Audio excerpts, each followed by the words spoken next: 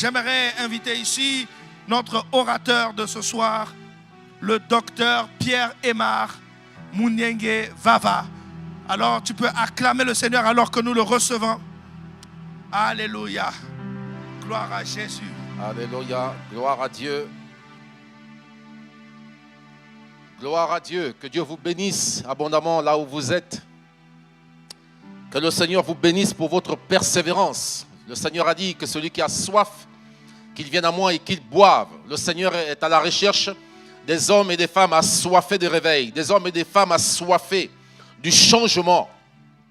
Et que le Seigneur, qui est le rémunérateur, mais aussi le consommateur de la foi, consomme votre foi. Cette foi que vous mettez en œuvre pour recevoir de lui ce qui est resté inaccessible jusqu'à maintenant.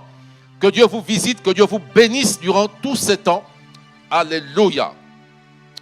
Gloire à Dieu. Nous allons poursuivre ce soir, bien-aimés, notre message que nous avons reçu hier. Celui de ce soir fait suite à ce que nous avons reçu hier.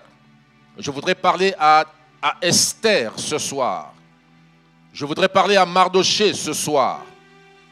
Je viens de la part du Seigneur parler à ces hommes et ces femmes qui ont résolu de se lever. Ces hommes et ces femmes qui ont pris la décision de mettre fin au règne des ténèbres dans leur vie, dans leur foyer, dans leur ménage, dans leur maison. Je vais m'adresser à eux ce soir. Cette parole est pour vous ce soir. Alléluia. Père, nous te bénissons. Nous élevons ton nom au-dessus de tout pouvoir, au-dessus de toute domination, de toute autorité. Oui, Seigneur, que ton nom soit sanctifié dans les familles, que ton nom soit sanctifié dans les foyers, que ton nom soit sanctifié dans les vies de tous ceux qui sont connectés en ce moment. Reçois l'honneur, reçois la gloire, reçois la louange. Merci parce que le ciel est ouvert.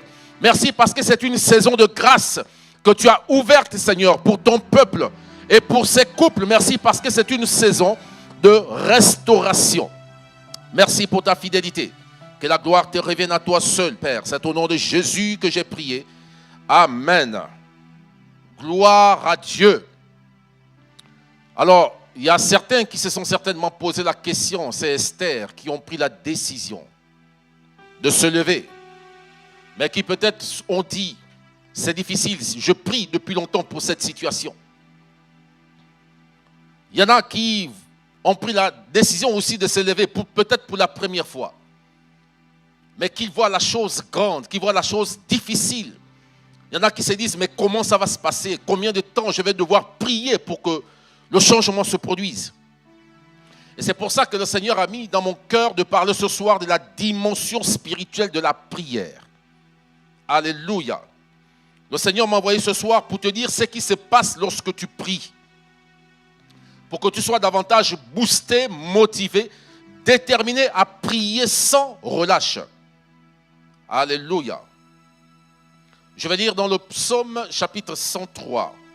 Psaume chapitre 103, le verset 20.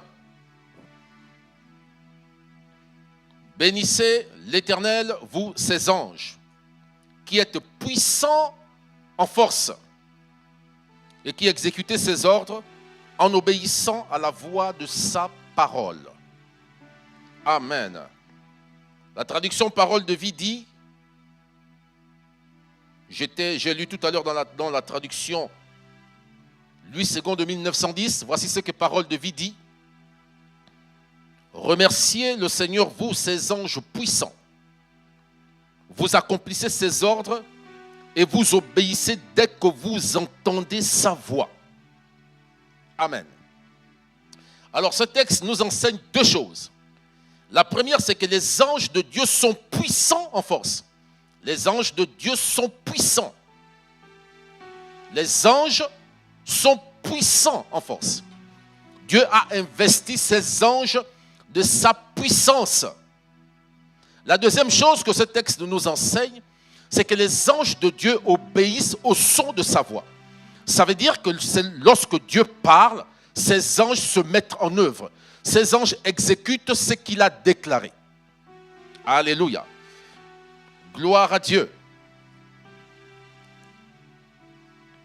Nous allons lire Exode chapitre 33, Et nous lirons les versets 2 et le verset 14. Exode 33.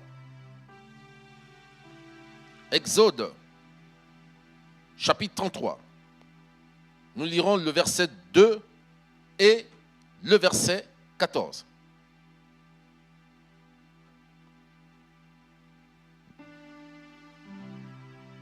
J'enverrai mon ange, j'enverrai devant toi un ange, et je chasserai les Cananéens, les Amoréens, les Essiens, les Phérésiens, les Éviens et les Jébusiens.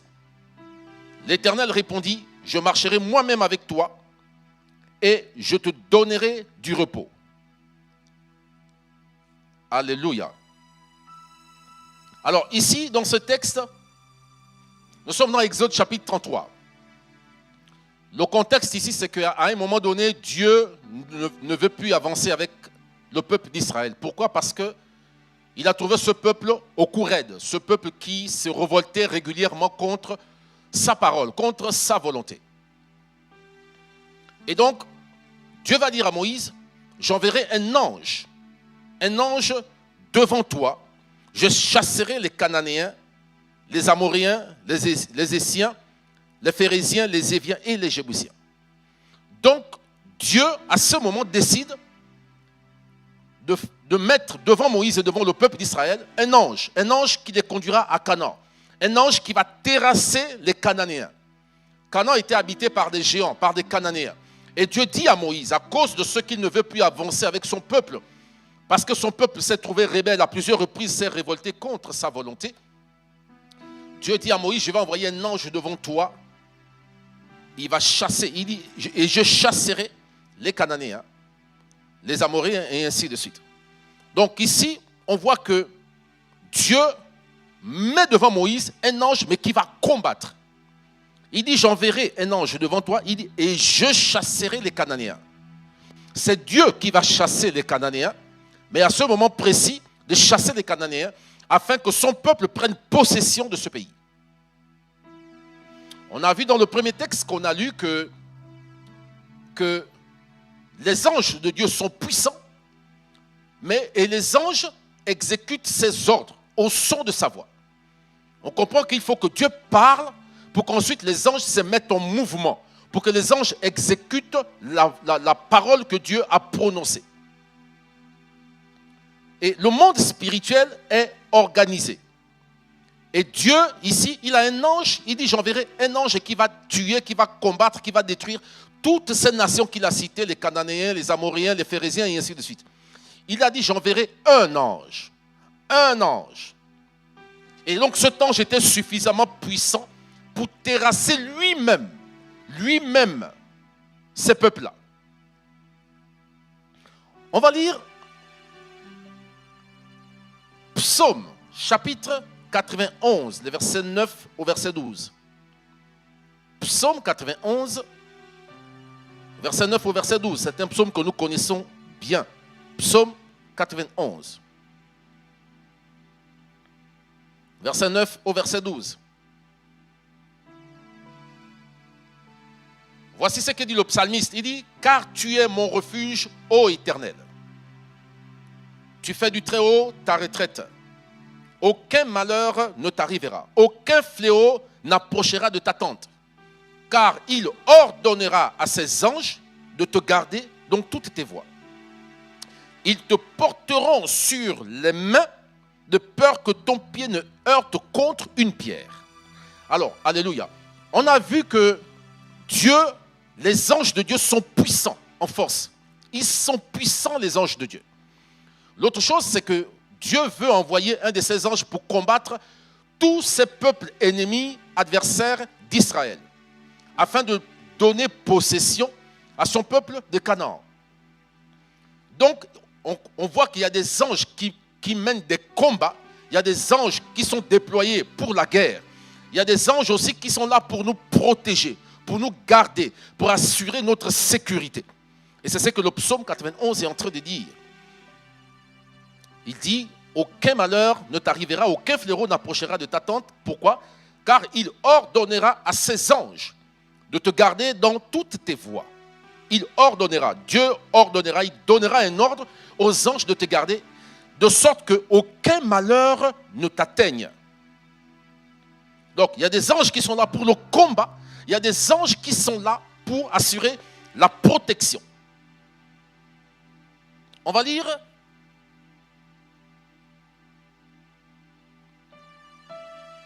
lire ici Deutéronome chapitre 28, verset 8. Deutéronome 28, verset 8.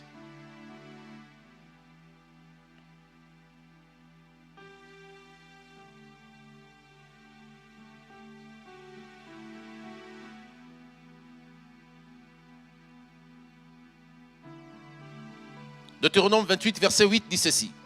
Lui, second dit, l'Éternel ordonnera à la bénédiction d'être avec toi, dans tes greniers, dans toutes tes entreprises. Il te bénira dans le pays que l'Éternel, ton Dieu, te donne. Amen.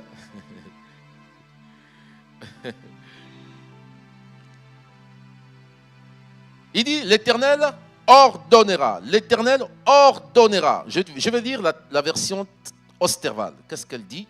Osterval dit ceci. L'Éternel commandera à la bénédiction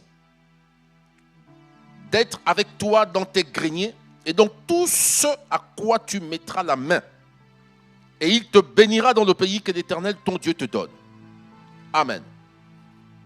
Donc, dans ce texte-là, il est dit que l'Éternel Dieu ordonnera à la bénédiction de venir jusqu'à toi. Vous conviendrez avec moi qu'on donne un ordre à quelqu'un qui peut entendre. Vous ne pouvez pas parler à une chaise. Vous ne pouvez pas donner un ordre à une télévision. Vous ne pouvez pas donner un ordre à un flacon. Vous ne pouvez pas donner un ordre à un rideau. On parle à quelqu'un qui peut entendre. Si donc Dieu ordonne, si donc Dieu donne ordre à la bénédiction de venir jusqu'à toi, alors assurément la bénédiction est un esprit. La bénédiction est un esprit. Et un esprit, ce sont des anges. Les anges sont des esprits. Et donc, on se rend compte qu'il y a des anges qui travaillent pour la bénédiction. Il y a des anges qui travaillent dans le domaine du combat. Il y a des anges du combat comme l'ange Gabriel. Il y a des anges qui sont là pour apporter des bonnes nouvelles. Il y a des anges qui travaillent chacun dans ce domaine précis. La Bible dit que le monde visible tire son origine de l'invisible. L'organisation qu'il y a dans le monde visible, elle est tirée du monde invisible. La Bible dit qu'ainsi furent achevés les cieux et la terre ainsi que leurs armées. Il y a des armées dans les cieux. Et c'est pour cela qu'il y a des armées sur la terre. De la même manière qu'il y a sur la terre, dans nos nations, dans les pays, des armées, des hommes qui travaillent au compte de la défense nationale, qui sont là pour protéger le pays. C'est le cas de l'armée de l'air, l'armée des terres, la gendarmerie, ainsi de suite. Ce sont les corps armés.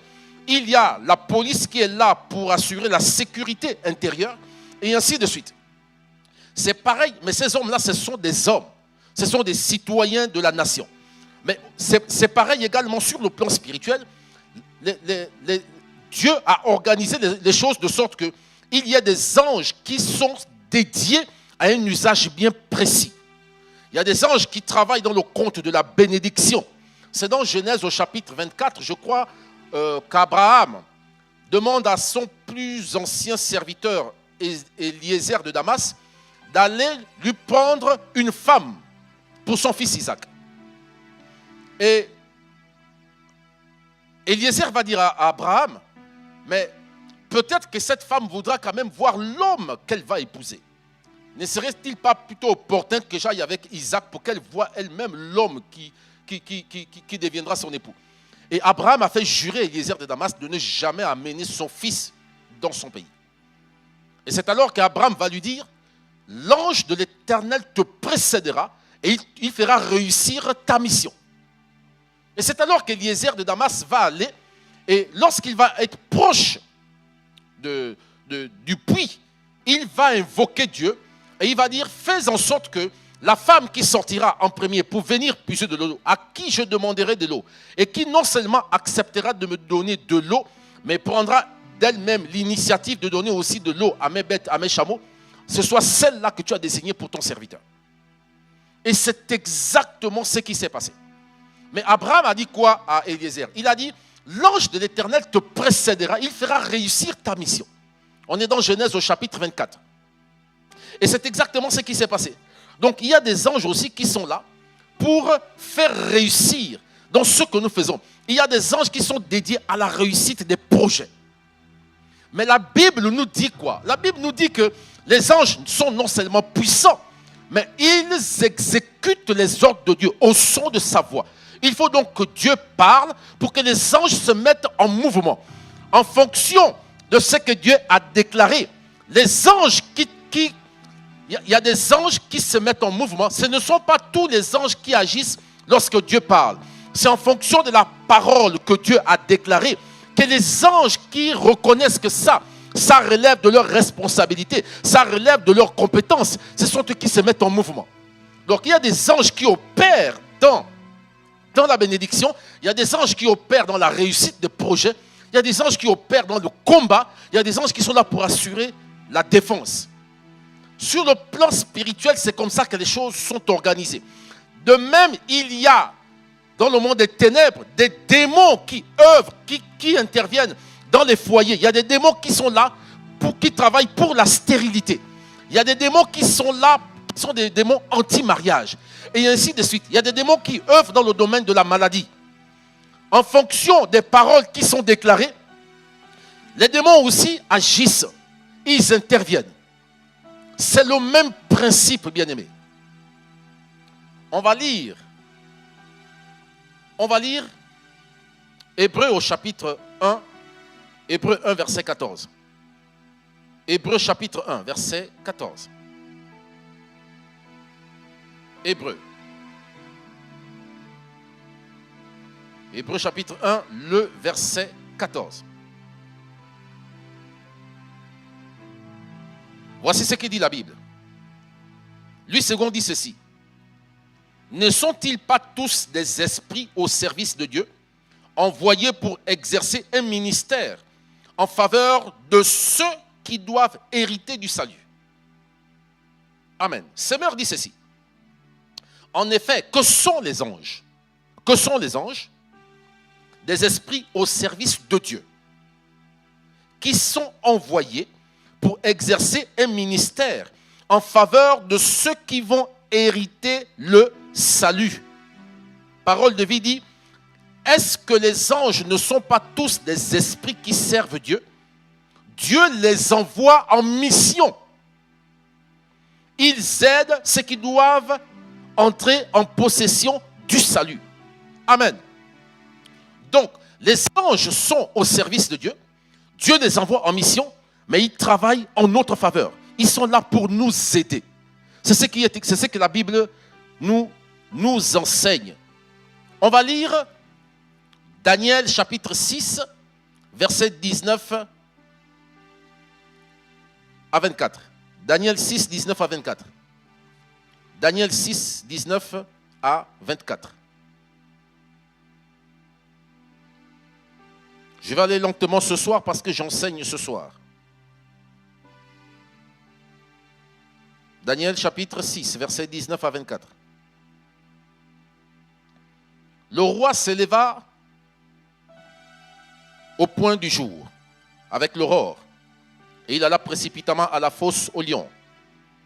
En s'approchant de la fosse, il appela Daniel d'une voix triste.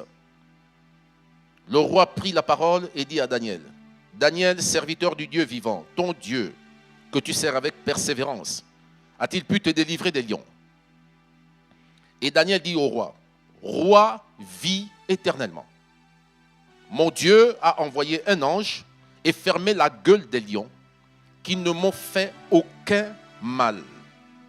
Parce que j'ai été trouvé innocent devant lui et devant toi non plus, ô roi, je n'ai rien fait de mauvais. » Alors le roi fut très joyeux et il ordonna qu'on fît sortir Daniel de la fosse. Daniel fut retiré de la fosse et on ne trouva sur lui aucune blessure, parce qu'il avait eu confiance en son Dieu. le roi ordonna que ces personnes qui avaient accusé Daniel fussent amenées et jetées dans la fosse aux lions, eux, leurs enfants et leurs femmes. Et avant qu'ils fussent parvenus au fond de la fosse, les lions les saisirent et brisèrent tous leurs os. Amen. Hébreux 1, verset 14, qu'on vient de lire, nous enseigne que les anges sont des esprits qui sont au service de Dieu, que Dieu envoie en mission, mais qui viennent nous secourir, qui viennent nous aider. Et on voit ici une application de cette vérité avec Daniel. Daniel est injustement accusé et il est jeté dans la fosse aux lions. Les ennemis de Daniel voulaient se débarrasser de lui et c'est alors que Daniel a été jeté dans la fosse aux lions. Et le roi vient quelque temps après et étant très attaché à Daniel, il va crier du haut de là où il se trouvait, de la fosse. Il va dire, Daniel, est-ce que le Dieu que tu sers avec autant de persévérance, de dévouement, ce Dieu-là t'a-t-il délivré? Daniel dit, oui, mon Dieu a envoyé un ange qui a fermé la gueule des lions. Il y avait plusieurs lions, mais il dit, mon Dieu a envoyé un ange. Ça veut dire que lorsque Daniel fut mis dans la fosse aux lions, Daniel a vu un ange apparaître, un seul ange, et il a fermé la gueule de tous les lions. Bien aimé, ces lions-là, on les gardait affamés pendant longtemps. De sorte que lorsque quelqu'un fut jeté dans la fosse, tout de suite ils le déchirèrent, comme ils l'ont fait avec les accusateurs, les ennemis de Daniel. Pourtant, quand Daniel a été jeté dans la fosse aux lions, un ange est venu, il a fermé la gueule des lions. Et Daniel est resté là. Aucun lion ne l'a bouffé. Et Daniel est sorti de là sain et sauf. Voilà ici une application de ce texte-là. On a vu que les anges de Dieu sont puissants en force. Dieu a vu qu'il y avait plusieurs lions dans la fosse, mais Dieu n'a pas eu besoin d'envoyer plusieurs anges. Il a envoyé un seul ange et qui a fermé la gueule de tous les lions. Alléluia. On va lire ceci. Nous allons lire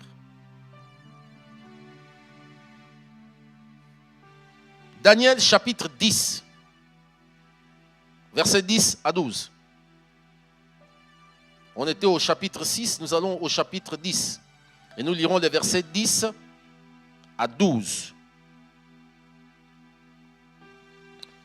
Et voici, c'est Daniel qui parle, et voici, une main me toucha et secoua mes genoux et mes mains. Puis il me dit, Daniel, homme bien-aimé, sois attentif aux paroles que je vais te dire. Et tiens-toi debout à la place où tu es, car je suis maintenant envoyé vers toi. Lorsqu'il m'eut ainsi parlé, je me tins debout en tremblant.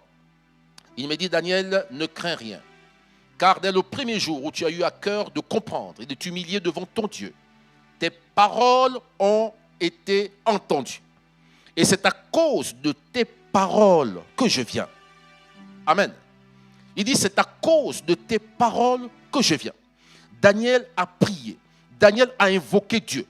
Et la Bible dit, comme Hébreux 1, verset 14 nous a dit, les anges sont des esprits que Dieu envoie en mission et qui viennent nous aider, qui viennent à notre secours, qui viennent combattre pour nous, qui viennent nous protéger.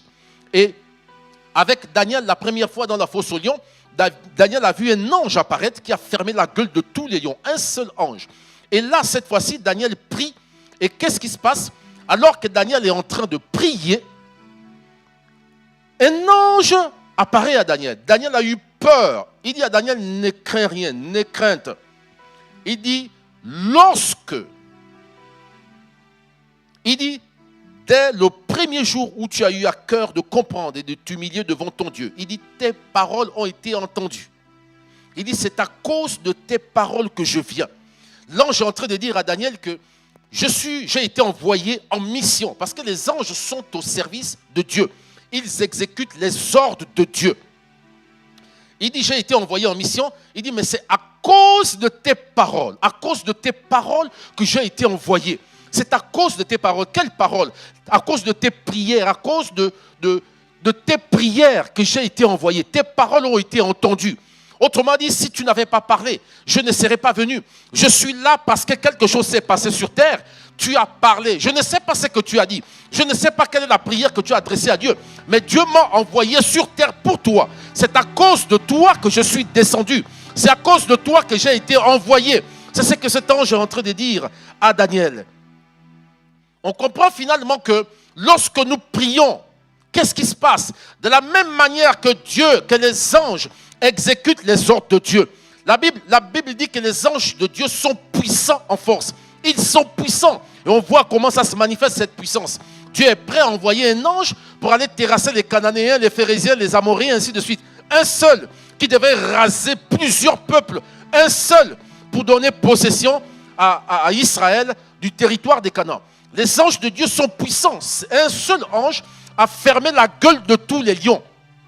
Mais la Bible nous dit que les anges, qu'est-ce qu'ils font? Ils sont au service de Dieu.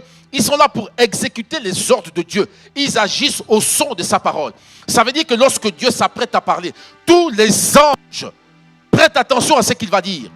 Tous les anges. Et en fonction de ce qu'il va dire, les anges qui exercent dans ce périmètre-là vont se mettre en mission, vont aller en mission pour exécuter ce que Dieu a décidé.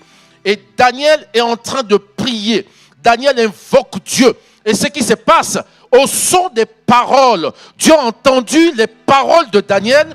Et qu'est-ce qui s'est passé? Dieu a dépêché un ange qui est descendu chez Daniel. Beaucoup aujourd'hui ne trouvent pas du plaisir à prier. Beaucoup aujourd'hui ne trouvent pas d'engouement. Beaucoup aujourd'hui n'ont pas de zèle dans la prière. Pourquoi? Parce qu'ils n'ont pas conscience de ce qui se passe lorsqu'ils prient. Vous allez vous rendre combien est-ce qu'il est difficile aujourd'hui de prier. C'est devenu difficile de prier. La preuve c'est quoi? C'est qu'avec tout ce que tu entends, tout ce que tu reçois comme vérité, tu es zélé, tu pries en ce moment. Tu pries fort pendant cette semaine. Pourtant, à partir de la semaine prochaine, tu baisseras des ailes. Pourquoi? Parce que Satan fera tout pour que tu ne pries pas. Parce que toutes les fois que tu pries, lorsque tu pries, tes paroles sont entendues dans les cieux. Et il y a des anges qui sont envoyés en mission sur terre, des anges qui sont envoyés vers toi, qui viennent exercer en ta faveur, en fonction de ce pourquoi tu as invoqué Dieu. Alléluia. Et cette semaine, il y a des foyers qui vont avoir des visitations angéliques. Cette semaine, il y a des couples qui seront visités. Je dis ce soir, cette nuit, il y a des couples qui seront visités. Il y a des familles, il y a des foyers qui seront visités cette nuit au nom de Jésus-Christ. On va lire Nombre chapitre 20. Nombre chapitre 20, le verset 16. Nombre chapitre 20, verset 16.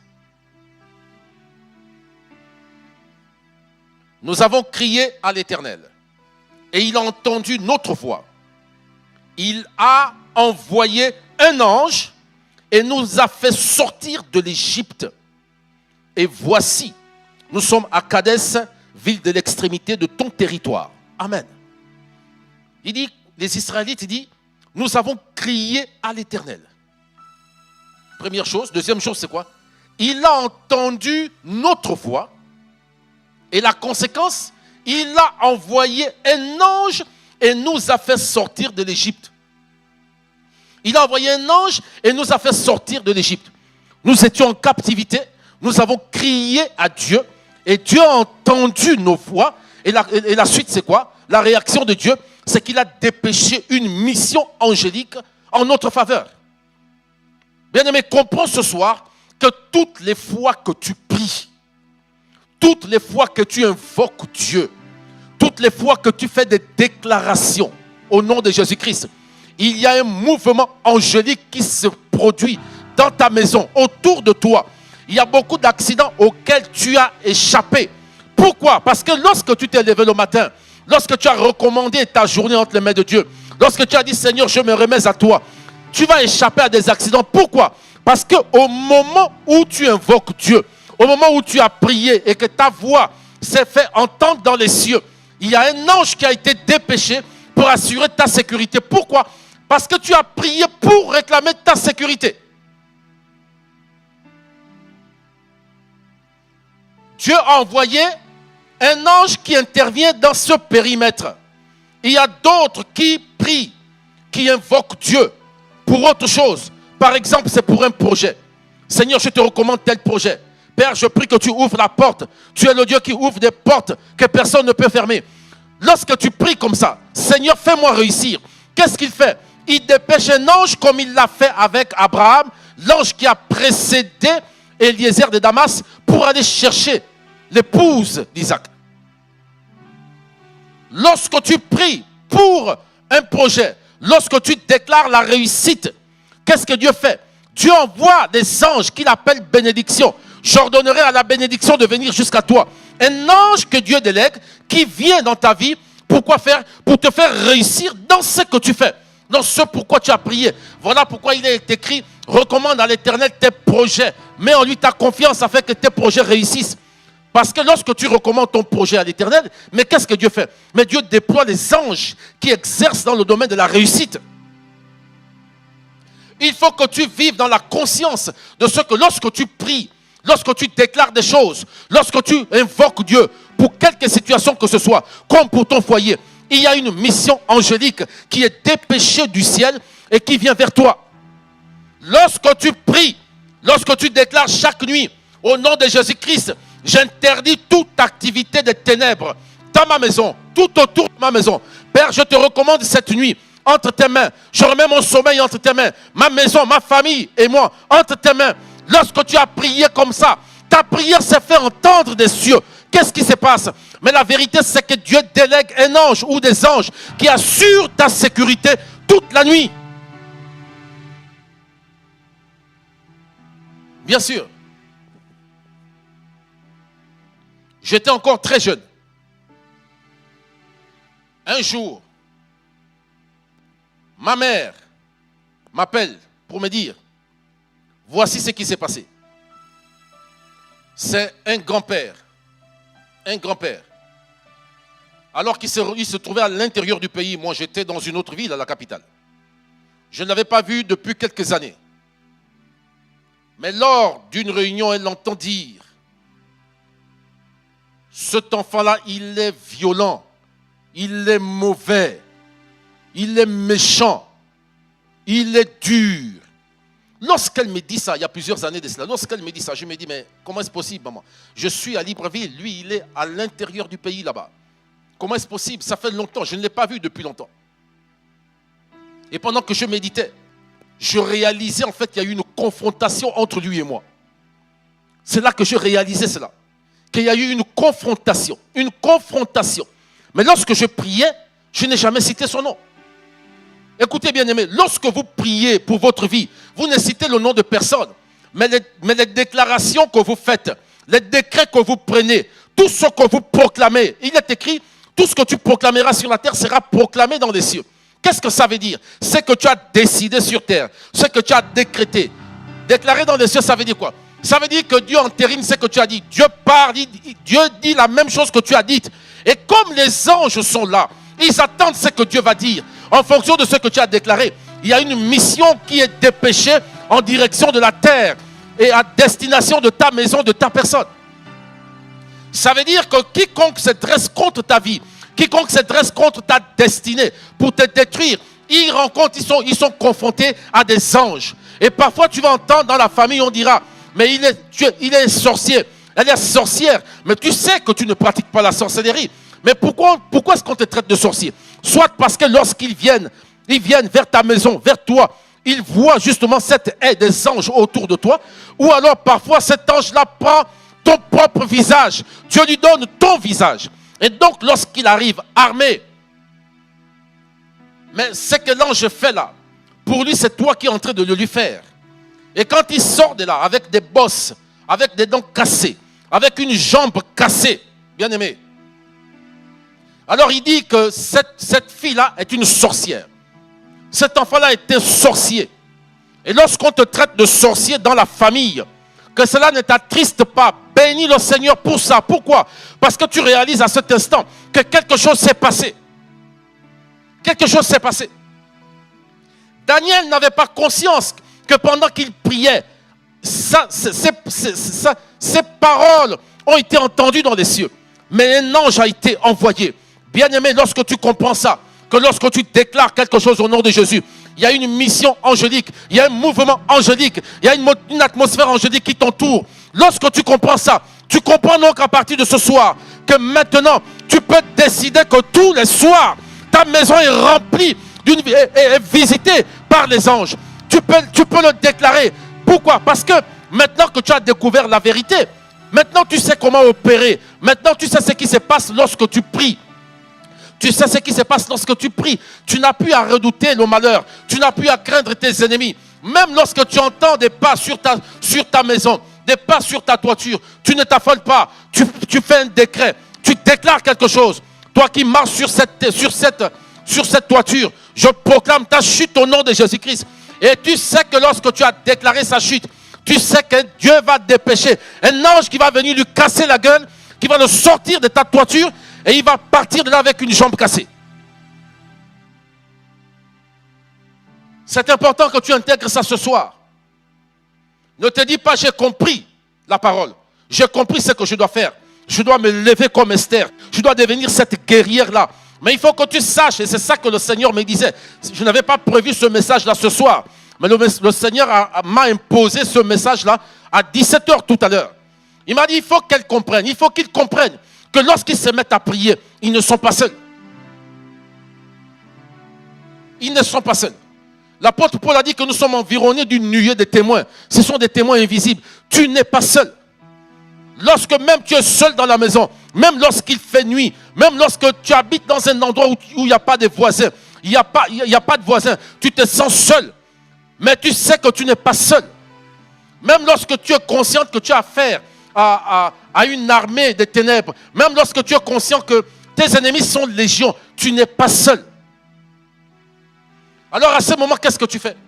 Tu déclares, tu proclames, tu pries parce que tu sais que lorsque tu pries, il y a quelque chose qui se passe dans l'invisible. Il y a quelque chose qui se passe lorsque tu pries, lorsque tu déclares quelque chose. Il y a quelque chose qui se passe.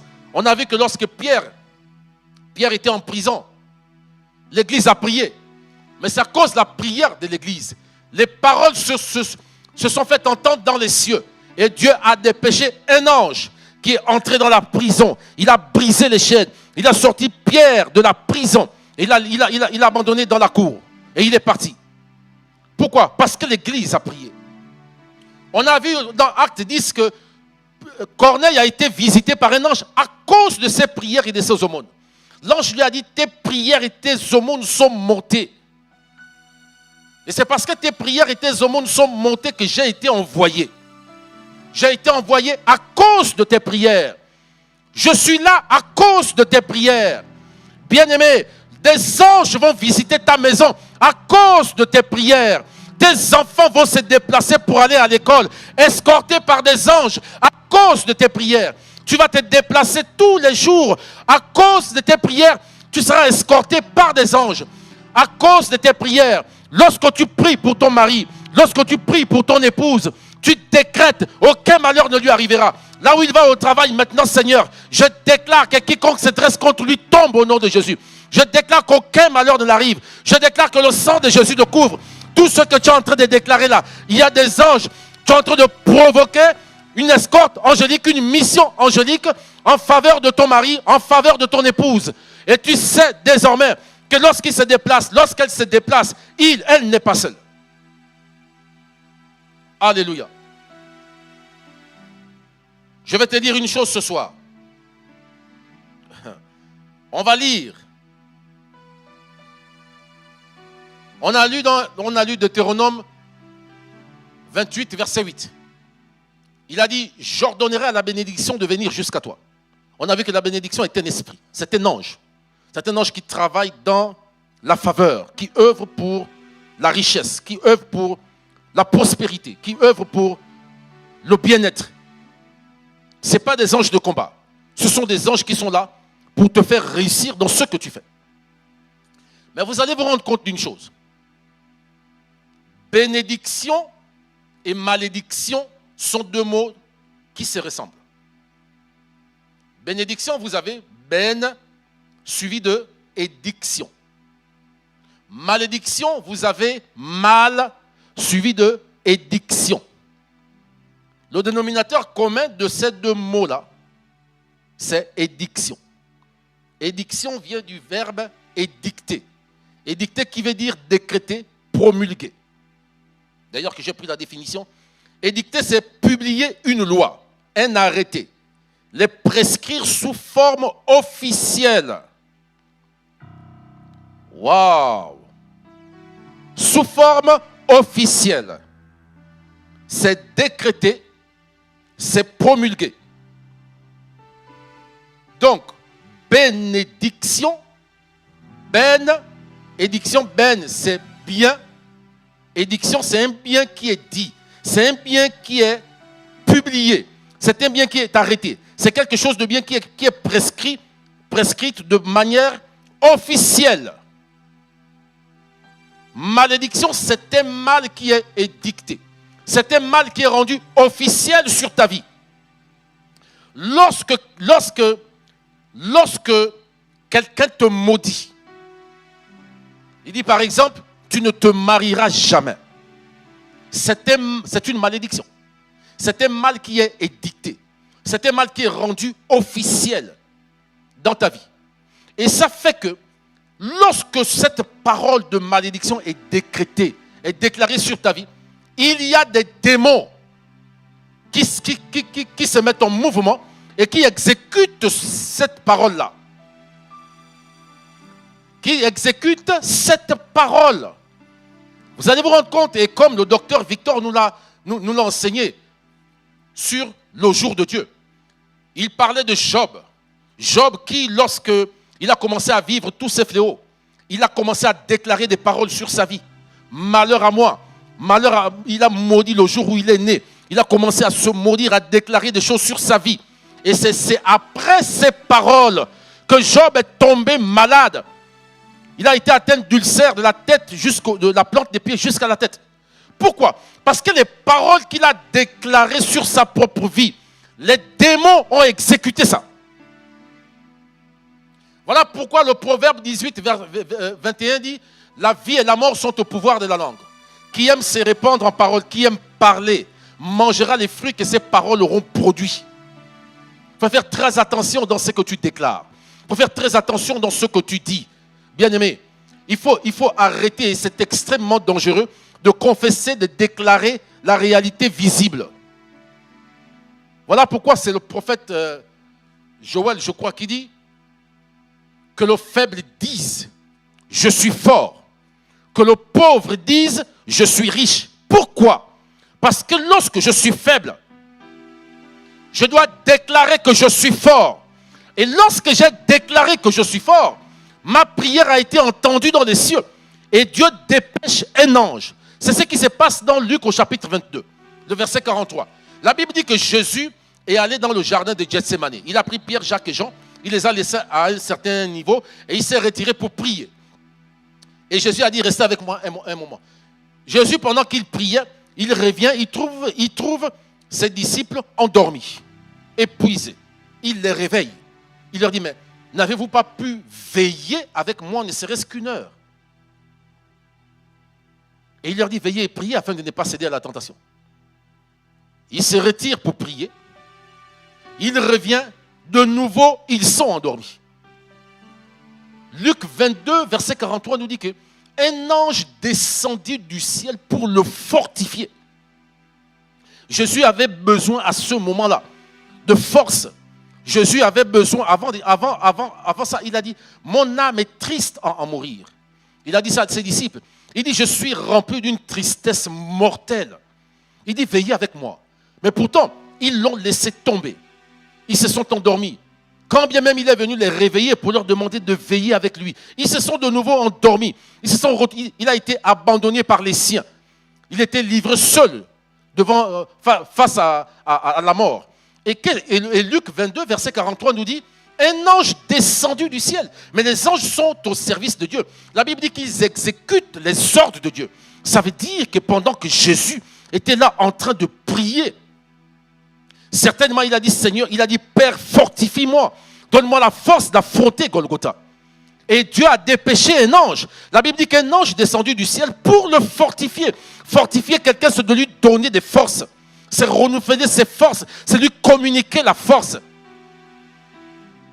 Donc, lorsqu'il dit que le faible dise « je suis fort », il ne faut pas confesser de la réalité visible. Il ne faut pas dire « ah, ma vie ne marche pas ». C'est très dangereux de faire ça. Parce que quand tu as dit « ma vie ne marche pas », tu as relâché une sémence dans les airs. Tous les démons, les puissances des ténèbres ont entendu ça. Ils feront tout pour que tout ce que tu fais ne marche pas. Et Dieu les laissera faire. Pourquoi? Parce que c'est toi qui as décrété « ma vie ne marche pas ». Que le faible dise « je suis fort ». Que le pauvre dise « je suis riche ». Tu dois chaque jour déclarer « je suis riche ». Écoutez, David qui n'avait pas de Bible, David avait compris ces choses. Il dit « je suis une créature si merveilleuse ». Qui lui a dit ça? Mais il a décidé, je suis une créature si merveilleuse. La femme de Sunem, l'enfant est mort. L'enfant est mort. Elle sort de la maison. Monsieur dit, mais où vas-tu? Qu'est-ce qui se passe? Elle dit, tout va bien. Elle a décidé que tout va bien. Lorsqu'Élisée a envoyé Géasi avec son bâton pour réveiller l'enfant, l'enfant ne s'est pas réveillé. Mais l'enfant devait obligatoirement se réveiller. Parce qu'avant d'aller rencontrer le prophète Élisée, elle a déclaré « tout va bien ». Donc quand Élisée arrive, il prie pour l'enfant, il monte sur l'enfant. L'enfant devait obligatoirement revenir à la vie. Pourquoi? Parce que sa mère avait décidé « tout va bien ».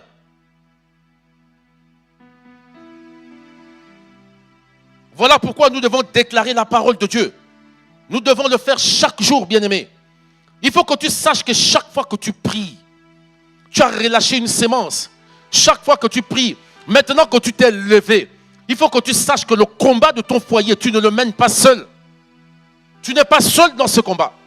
Chaque fois que tu vas prier pour ton mari, chaque fois que tu vas prier pour ta femme, il y a des anges que Dieu va déployer pour mener ce combat avec toi. Et ce sont eux qui vont combattre pour toi. Ce sont eux. Quand on lit 2 Chroniques au chapitre 20, les Ammonites, les Maonites et les Moabites qui habitaient la montagne des Séhir se sont associés pour faire la guerre à Israël. C'est Josaphat qui était à la tête. On est venu dire à Josaphat, voilà que ces 3 puissantes nations se sont alliées pour te combattre. Josaphat est allé avec tout le peuple au temple et là ils ont invoqué Dieu. La Bible dit que l'Esprit de l'Éternel descendu sur Jacaziel qui le saisit. Jacaziel s'est levé, il s'est mis à prophétiser pour dire ce combat n'est pas votre combat, c'est le combat de l'Éternel. Il dit demain, présentez-vous à tel endroit et vous assisterez à la délivrance que l'Éternel va vous apporter. Et la Bible dit que le roi Josaphat, il est allé en guerre, il a mis les chantres au premier rang. Les chantres, des gens qui vont en guerre. Il a mis des chantres au premier rang. L'armée est venue après. Mais la Bible dit qu'au moment où ils entonnèrent ces cantiques, bénissez l'Éternel car sa miséricorde durera toujours. À cet instant, la Bible déclare que l'Éternel a lancé une embuscade dans le camp de l'ennemi. Et ces 3 peuples alliés-là, qui s'étaient associés pour détruire Josaphat et tout le peuple d'Israël, la Bible déclare qu'ils se sont entretués entre eux-mêmes. Dieu, je me suis demandé, mais qu'est-ce qui s'est passé? Dieu a changé, écoutez, de là où ils sont partis pour venir se mettre là dans la vallée pour combattre Israël. Mais ils se voyaient, ils étaient ensemble, ils marchaient ensemble. C'était des alliés. Mais je pense que ce que Dieu a fait, Dieu a changé l'aspect du visage de chacun pour que les uns voient les autres comme étant des Israélites. Et pendant que les Ammonites transperçaient les Moabites, pensant que c'était des Israélites, ils étaient en train de s'entretuer entre eux-mêmes. Et c'est ça que Dieu va faire. C'est ce que Dieu fera de ceux-là qui se sont associés pour détruire ton foyer. Dieu fera en sorte qu'ils se fassent la guerre. Ils vont se déchirer entre eux-mêmes. Et tu entendras seulement les échos. Bien-aimé, il y a des témoignages qu'on ne peut pas faire en public. Dieu fait ça. Ceux qui se sont associés pour détruire ton foyer, tu entendras des échos demain. Tu entendras des échos demain. Ils se feront la guerre entre eux. Ils vont s'entre-déchirer, s'entretuer. Et c'est là, lorsque tu entendras une partie dire des choses, c'est là que tu vas te rendre compte de ce qui s'est passé et pourquoi tu vivais ce que tu vivais. Et tu reconnaîtras que l'Éternel était avec toi. On va lire 2 Rois au chapitre 2, le verset 19 à 22. Et nous allons terminer avec ce texte. 2 Rois chapitre 2, verset 19 à 22. 2 Rois, chapitre 2, verset 19 à 22. Les gens de la ville dirent à Élisée, voici, le séjour de la ville est bon, comme le voit mon Seigneur. Mais les eaux sont mauvaises et le pays est stérile. Il dit, apportez-moi un plat neuf et mettez-y du sel. Et ils le lui apportèrent. Il alla vers la source des eaux et il y jeta du sel et dit, ainsi parle l'Éternel, j'assainis ces eaux. Il n'en produira plus ni mort ni stérilité.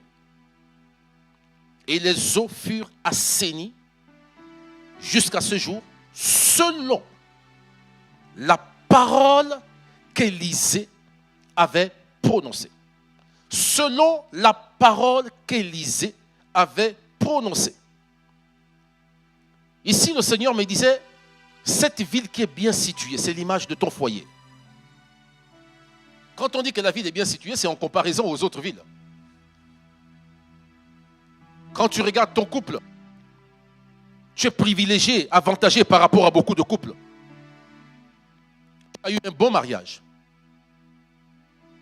Ton mari t'aime. Mais rien ne marche dans ce que vous faites. Tu es une belle femme, très belle femme. Une femme qui a ce que beaucoup de femmes n'ont pas. Pourtant, ton mari court après des femmes qui, lorsque tu les regardes, tu te dis, mais comment est-ce qu'il peut renoncer à moi pour suivre une femme d'une telle qualité?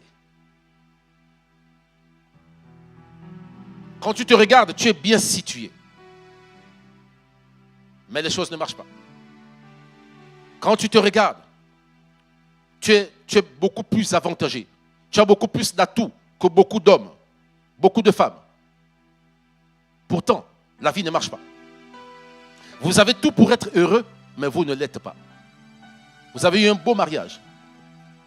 Vous habitez chez vous. Pourtant, l'atmosphère dans la maison n'est pas bonne. C'est la guerre tout le temps. C'est les disputes tout le temps. C'est la chaleur tout le temps. Mais Élisée a parlé. Ainsi parle l'Éternel.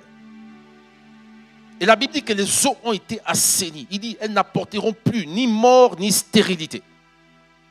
Il dit, et c'est ainsi que les eaux furent assainies jusqu'à ce jour, selon la parole qu'Élisée avait prononcée. Semeur dit, conformément à la parole qu'Élisée avait prononcée. Les choses sont devenues ce qu'Élisée avait déclaré. Il faut que tu prophétises sur ton foyer. Il faut que tu parles sur ton foyer. Il dit que le faible dise je suis fort. Que le pauvre dise je suis riche. Il faut que tu parles sur ton foyer. Parle sur la vie de ton mari. Tu déclares, Père, je te bénis parce que mon mari m'aime. Mon mari est fou amoureux de moi. Mon mari est passionné de moi. Mon mari est fier de moi. Mon épouse est fière de moi. Mon épouse m'aime de tout son cœur. Il faut que tu le déclares. Pourquoi? Tu ne le fais pas parce que tu n'as pas conscience de ce que pendant que tu déclares ces paroles-là, mais Dieu est en train de dépêcher des anges qui œuvrent dans ce domaine pour lequel tu as parlé. Il faut que tu pries pour ton foyer. Arrête de te plaindre. Tu as passé le temps en train de dire mon foyer ne marche pas, mon mari est comme ça, mon épouse est comme ça. Arrête de dire ça. Satan veut te faire parler comme ça. Pourquoi? Parce que Satan sait que Dieu sait que tout ce que tu déclares de ta bouche qui sert ses intérêts, il obtient le droit légal d'agir dans ta vie, dans le domaine pour lequel tu as parlé. Il faut donc changer ton langage. Il faut donc changer ton langage. Il faut que tu parles sur ta vie. Il faut que tu parles sur la vie de ton mari. Il faut que tu parles sur tes enfants. Il faut que tu parles sur ton foyer. Il faut le faire. Parce que quand tu as parlé comme ça, derrière, ce n'est pas toi qui agis. Il y a cet officier qui est venu vers Jésus. Il dit, mon serviteur là-bas, j'ai un de mes soldats là-bas qui est couché, il est malade, ça ne va pas.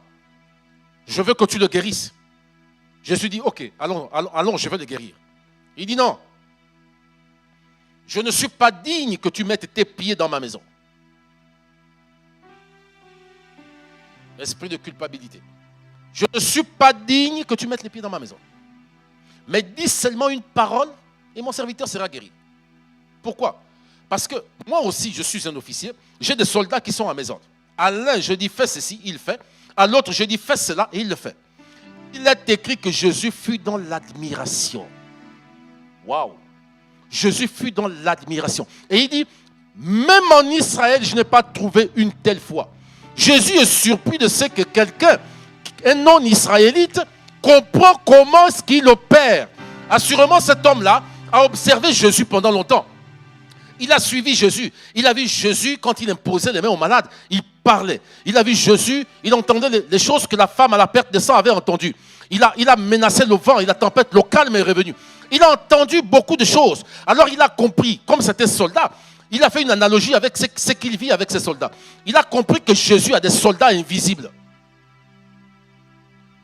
Donc quand il parle comme ça, il y a des soldats qui exécutent ses ordres.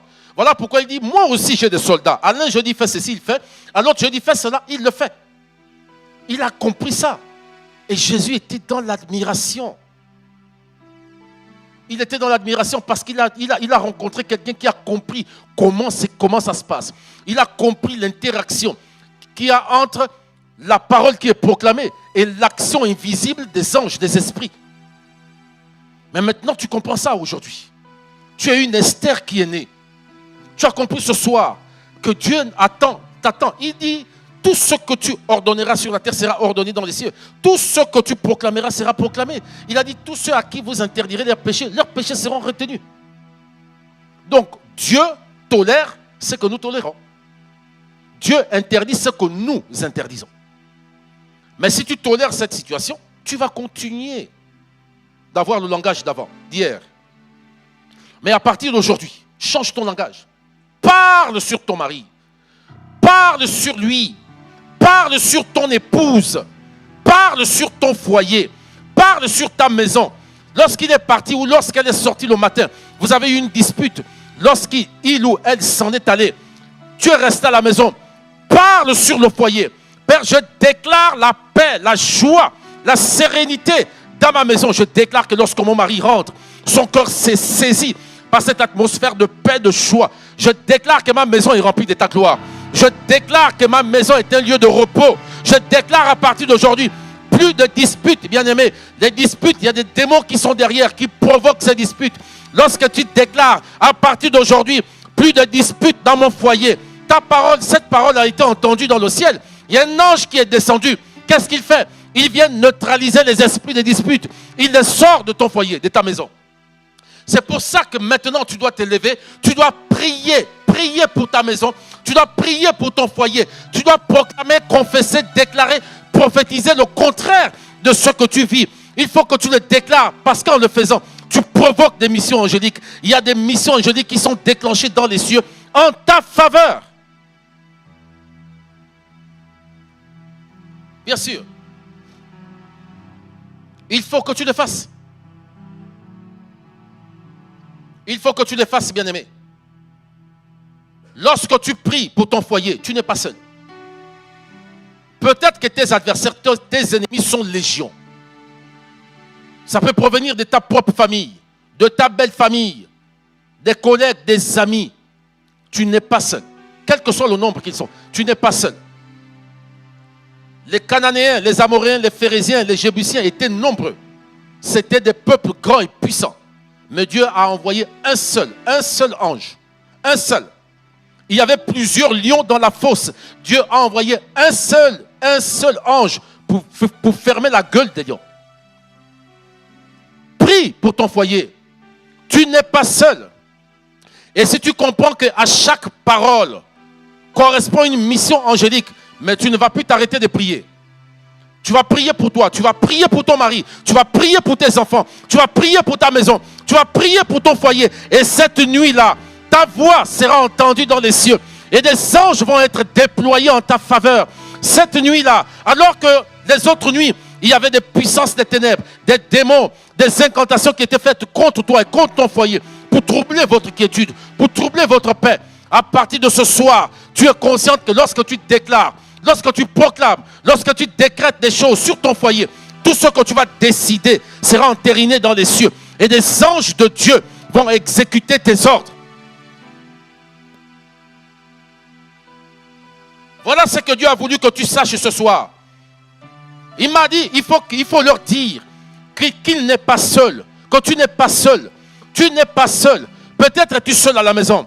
Peut-être que le mari avec Aman, oui, peut-être qu'il est avec Aman en ce moment, mais tu peux déclarer maintenant. Là où il est, je déclare, tu proclames son nom. Je déclare que tu rentres à la maison au nom de Jésus-Christ. Lorsque tu le feras, bien-aimé, le ciel est ouvert. Nous voulons voir des miracles de Dieu. Dieu a dit, je veille sur ma parole pour l'accomplir. Il faut poser des actes de foi, des actes prophétiques. À partir de maintenant, tu parles sur ton mari, tu parles sur ta femme, comme s'il était là devant toi. De sorte que, alors que quand il sortait d'habitude, il passait toute la nuit là-bas, il passait des jours là-bas. Là, à cause de la parole que tu as déclarée, Dieu va dépêcher un ange qui fera que là où il sera, tout à coup, il va ressentir l'envie de rentrer à la maison. Et pendant que tu seras endormi cette nuit, tu entendras la porte qui va cogner. Quelqu'un va cogner à la porte. Tu seras surprise comme l'église était surprise de voir Pierre apparaître. Parce que pour eux, il n'était pas possible que Pierre sorte de la prison. Mais l'ange allait détacher Pierre. L'ange allait sortir Pierre de la prison. Conformément à la parole, conformément à la prière que l'église avait adressée à Dieu en sa faveur. Voilà pourquoi il faut que tu saches, à partir de maintenant là, tous les amants ne dormiront plus. Oui, ils seront cognés par les anges. Oui, à partir de maintenant, tu n'es plus seul. À partir de maintenant, tous les ennemis de ton foyer vont te subir. Parce que maintenant, tu as découvert la vérité. Maintenant, tu as découvert la vérité. Tu proclameras tout ce que tu vas déclarer. Il a dit, tout ce que vous proclamerez sur la terre sera proclamé dans les cieux. Pourquoi? Il faut que ça soit proclamé dans les cieux pour que les anges descendent en mission. Donc change ton langage maintenant. Change ton langage. Tu as le pouvoir. Tu as le pouvoir. Tu peux le déclarer avec moi. J'ai le pouvoir. J'ai le pouvoir de marcher sur toute la puissance de l'ennemi. Et rien ne pourra me nuire. Rien ne pourra m'arrêter. Rien ne pourra m'écraser. Rien ne m'arrêtera. Oui, il faut le déclarer. Personne ne détruira mon foyer. Mon foyer subsistera. Quelles que soient les tempêtes, quelles que soient les oppressions, quelles que soient les attaques de la sorcellerie, de la magie, mon foyer subsistera. Mon foyer restera debout. Lorsque tu as déclaré ça, Dieu déploie ses anges et ils sont là autour de toi sans que tu ne le saches et ils assurent la pérennité de ton foyer. De sorte que tous les démons, toutes les puissances des ténèbres qui sont déployées comme toi, comme autrefois, ils rencontrent les anges de Dieu qui sont là et qui les attendent. C'est ça que tu dois faire. C'est ça que tu dois faire. Tous les domaines de votre foyer, là où les choses ne marchaient pas, tu dois parler sur ça. Oui, si vous avez un projet de construction, tu dois proclamer, je déclare que ce projet aboutit cette année au nom de Jésus. Je déclare que les portes sont ouvertes. Je déclare que le temps est favorable. Je déclare que les finances sont là au nom de Jésus-Christ. Tu dois parler là-dessus. Il faut que tu saches que quand tu le déclares, les anges sont là, ils attendent seulement la parole que tu vas déclarer. Les anges attendent la parole. Le ciel attend la parole que tu vas déclarer. Tu n'es pas seul dans ce combat. Voici la parole que le Seigneur m'envoie te dire ce soir. Tu n'es pas seul. Ils sont bien plus nombreux. Ils sont bien plus nombreux ceux qui sont avec toi. Comme Dieu, comme Géasi. Élisée a ouvert ses yeux. Élisée était dans la panique de voir toute l'armée de Syrie qui était là, qui avait assiégé la ville. Il a paniqué. Oh, mais Élisée était dans le calme. Élisée était serré alors que Géasi était inquiet. Élisée était là tranquille. Géasi le regarde, mais comment tu peux être tranquille? Nous sommes assiégés. Nos ennemis sont légions. Nous ne sommes que deux, toi et moi. Comment est-ce que tu peux marcher dans la maison? Tu es tranquille. Élisée dit non, non, non, non, non. Ils ne sont pas plus nombreux que nous. Ceux qui sont avec nous sont plus nombreux qu'eux. Il a prié pour que Dieu ouvre les yeux de Géasi. Et Géasi a vu, il a dit waouh! Il a vu des chars en feu. Il a vu des chars en feu. Bien-aimé, tu n'es pas seul dans ce combat. Voilà pourquoi depuis qu'ils combattent ton foyer, ils n'ont pas réussi à briser ton foyer. Malgré tout ce qu'ils ont entrepris, c'est encore possible. C'est encore possible. Ton mari est là. Il a encore des gars pour toi. Il t'appelle encore. Même s'il est sorti de la maison. Pourtant, il demande de tes nouvelles. Même s'il est encore là, malgré les disputes, il continue quand même de faire certaines choses. Pourquoi? Parce que le ciel est avec toi. Bien sûr. Mais les choses ont perduré comme ça. Parce que tu n'avais pas connaissance de cette vérité. Parce que tu pensais que tu étais seul. Voilà pourquoi tu t'es senti épuisé. Tu t'es senti fatigué dans ce combat. Tu t'es dit non, je suis fatigué. J'ai trop prié. Je suis fatigué. Mais tu pensais que quand tu priais, tu étais seul. C'est la conscience de ce que tu étais seul qui t'affaiblissait. Mais tu comprends ce soir que tu n'es pas seul. Ceux qui sont avec toi sont plus nombreux que ceux qui sont contre toi. Ceux qui sont contre ton foyer. Et c'est pour ça que tu vas déclarer, tu vas parler, afin que ceux qui sont avec toi, tous ces anges-là qui sont au service de Dieu, en ta faveur, ils vont se mettre en mouvement, ils vont se mettre en action en ta faveur. Oui. Un homme de Dieu a fait un témoignage un jour. Il est allé, il y avait une maman, une fidèle. Il a dit ceci. La fidèle est venue le voir pour dire, pasteur, il y a ma voisine ou mon voisin là qui me fatigue, qui m'embête, qui me menace de mort et tout. Et chaque fois, il en parlait au pasteur. Chaque fois, il en parlait au pasteur. Chaque fois. Et puis un bon dimanche, le pasteur a dit, allons, je vais un peu parler à cet homme, je ne sais pas ce qui se passe. Le pasteur est venu seul avec la maman. Ils sont allés chez le voisin pour dire, ah, voisin, je suis le pasteur de cette dame. J'aimerais savoir, qu'y a-t-il comme problème? Non, pasteur, il n'y a rien. Je ne sais pas pourquoi est-ce qu'elle s'inquiète. Je n'ai pas menacé de mort et tout ça. Ils ont parlé calmement et le pasteur est reparti. Le monsieur derrière allait appeler sa famille pour dire que si je meurs un jour, c'est la femme là. Elle allait chercher son pasteur qui est venu avec toute une armée contre moi. Ils étaient nombreux. Des centaines de personnes, ils sont venus seulement pour moi. Et quand la maman va entendre ça, elle va dire, mais il ment, il raconte quoi? Il raconte du n'importe quoi. Et quand elle va en parler au pasteur, mais le pasteur a compris ce qui s'est passé. Bien aimé, chaque fois que nous nous déplaçons là, nous n'avons pas conscience que nous sommes escortés. Nous avons une escorte angélique. Voilà pourquoi, bien aimé, malgré tous les coups que tu prends, tu es debout. Et tu ne mourras pas. Personne ne détruira ton foyer au nom de Jésus-Christ. Oui, parce que ceux qui sont avec toi, ils sont non seulement plus nombreux, mais ils sont plus puissants. Les anges de Dieu sont puissants. Ils sont puissants, c'est ce que la parole de Dieu nous a dit. Ils sont puissants. Voilà ce que le Seigneur m'a envoyé te dire ce soir. Tu n'es pas seul. Mais vis dans la conscience de ce que tu n'es pas seul. Et quand je sais que je ne suis pas seul dans un combat, je suis confiant.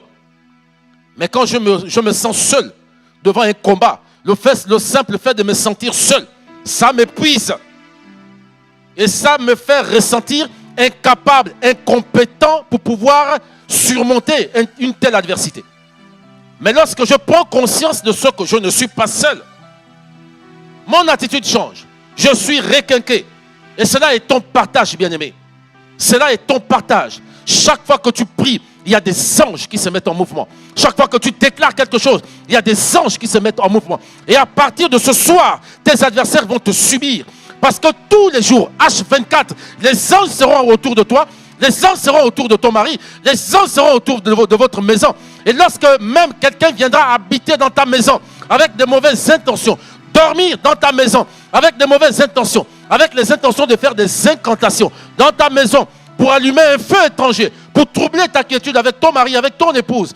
Toutes les fois que tu proclameras, je déclare, j'interdis aucune, à partir de maintenant, plus de disputes avec mon mari. À partir de maintenant, c'est le repos. Je rentre dans le repos, je rentre dans la paix. Tu le déclares tous les jours. Il en sera ainsi tous les jours.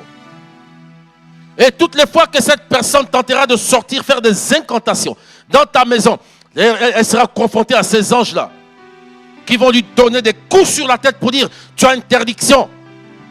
Nous avons reçu instruction d'en haut que tu ne dois pas faire ça ici. Personne ne doit troubler leur quiétude parce qu'il a été décidé ainsi dans le ciel. Alléluia. Oui, ce soir, je vois une visitation angélique dans des ménages, dans des foyers. Je vois des anges qui visitent des maisons ce soir. Les anges visitent des maisons ce soir. Je vois quelqu'un qui sort de la maison. Quelqu'un qui est venu habiter dans ta maison. Quelqu'un qui est venu habiter dans ta maison. Quelqu'un qui est venu séjourner dans ta maison. Mais qui pendant qu'elle est là, je dis bien elle est là, elle fait des incantations pour détruire ton foyer. Je vois cette personne sortir de ta maison. Je vois cette personne quitter ta maison avant le délai qu'elle avait pourtant annoncé. Je vois cette personne partir. Le Seigneur vous visite cette semaine, bien-aimés. Les anges de Dieu vous visitent dans vos maisons. Ouvrez vos bouches, ne fermez pas vos bouches. Jésus n'a cessé de dire, si vous aviez de la foi, même petite comme un grain de sénévé, vous parleriez à cette montagne, vous commanderiez à ce sycomore, il vous obéirait. Oui, ta foi n'a pas besoin d'être grande, même petite comme un grain de poussière. Elle a juste besoin de parler. Parle sur ton foyer, parle sur ta maison. Décide maintenant que maintenant, à partir de maintenant, je rentre dans le repos. À partir de maintenant, mon foyer connaît le repos, la paix. À partir de maintenant, plus de maladies dans ma maison. À partir de maintenant, plus de disputes avec mon mari. À partir de maintenant, mon mari m'aime. Je le déclare au nom de Jésus. À partir de maintenant, mon épouse m'aime. Au nom de Jésus-Christ. Déclare-le. Déclare-le. Déclare-le, prie. Prie, déclare-le. Oh, parle sur ton mari. Parle sur ton épouse. Et même s'il est à côté de toi en ce moment, même si vous suivez cette conférence ensemble, prenez un temps de prière maintenant. Et chacun prophétise sur l'autre. Chacun parle sur l'autre. Pour dire oui, nous rentrons dans le repos. Cette année est une année de gloire. Une année de prospérité pour nous. Parlez chacun sur l'autre. Priez l'un pour l'autre. Oui, priez l'un pour l'autre. Priez maintenant. Prophétisez sur vos enfants. Parlez sur vos enfants. Et les anges de Dieu descendent en ce moment. Il y a des visitations en ce moment. Dans vos maisons, dans vos foyers, dans vos familles. Il y a des visitations en ce moment. Parlez sur cette situation. Parlez sur votre maison. Parlez sur votre foyer. Décrétez. Prenez des décrets. Prophétisez sur votre foyer. Alléluia. Je vais inviter le pasteur Adèle pour nous conduire encore dans quelques minutes de prière. Dans ce sens, avec tous les couples. Restez connectés, prions ensemble. Prions maintenant pour nos couples. Prions pour nos foyers, prions pour nos maisons.